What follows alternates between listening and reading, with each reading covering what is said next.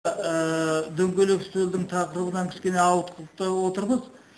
Енді мына жерде біз енді ұсыныстар енгізудің алдында бұл қандай қажеттіліктен туды?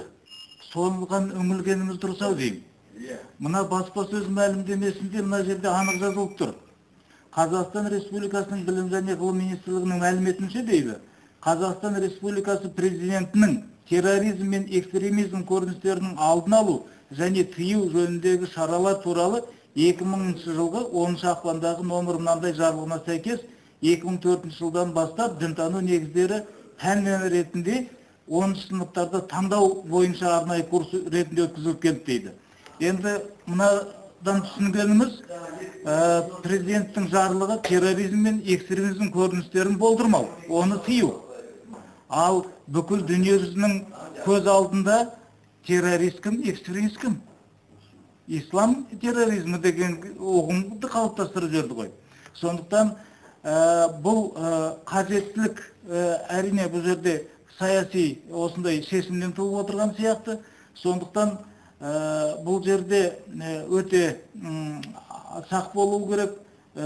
Және де 2004 жылдан бері 10 сыныптарда бұл оқытылып келіпті. 2009-2010 жылдан бастап жалпы білім беретін мектептердің 9 сыныптарына дінтану негіздері атты факультатив сабақ ретінде енгізілді. Біз бұл жерде қазір бәріміз ойлап отырмыз, бұл арнайы пән ретінде деп. Жоқ, енді факультатив ол бірде өтсе 5 рет өтпейтін бір жай ғана пән ғой, сондай қалауы бойынша. Сондықтан бұл жерде егер нағыз біздің Қазақстан халқының рухани қажеттілігінен туатын бір пән болса, оны рухани қажеттілік арқылы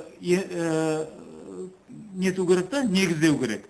Сол кезде бұл пән мектептерде де, жалпы қоғамда да бір дұрыс бағытта, дұрыс жолда жүреді деген ойдамын. Ал қазір мынандай жарлықтың негізінде шығып отырған пән, ол бізді бір дұрыс жолға, не болмаса дұрыс ретте оқытады деп айта алмаймын. Рахмет.